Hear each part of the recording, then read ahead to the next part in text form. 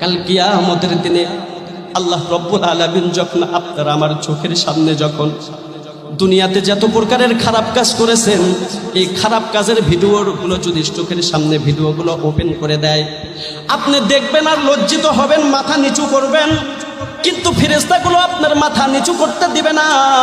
আপনাকে বারবার করে মাথা উঁচু করে দেখাইবে এই যে দুনিয়াতে তুমি কত কি খারাপ কাজ করেছো। আবার আল্লাহ রব্বুল আলামিন বান্দাদেরকে ডাক দে বলে, বান্দা আমি তোমারে কুন ফায়াকুল বইলা তৈরি করি নাই, আমি আল্লাহ নিজ হাতে তোমার এই কপালটা তৈরি করেছি। এ বান্দা, এই কপাল দিয়ে বান্দা যখন আল্লাহ রব্বুল আলামিনের কুদরতি পায়ে সিজদা দেয়, আল্লাহ রব্বুল আলামিন বড় খুশি হয়ে যায় রে বাবা।